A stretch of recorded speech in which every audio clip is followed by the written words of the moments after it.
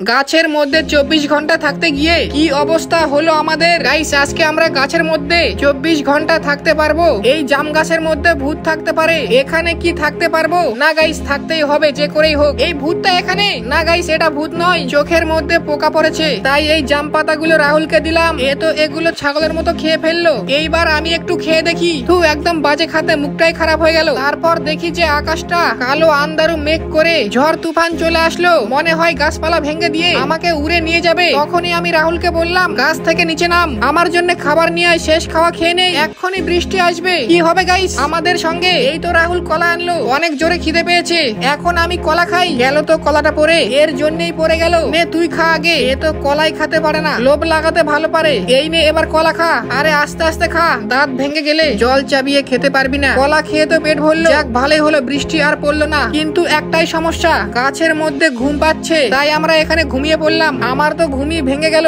গাছের মধ্যে আমি আর 24 ঘন্টা কেন, 12 ঘন্টায় থাকা অসম্ভব। রাহুল তো ঘুমিয়ে গিয়েছে, একে আমি আর ডাকবো না। এখন রাত্রেবেলা গাছের মধ্যে ভূত আসতে পারে, তাই আমি এখান থেকে তাড়াতাড়ি পালাই। তুই এখন থাক 24 ঘন্টা গাছের মধ্যে, আমি আর পারবো না গাইস।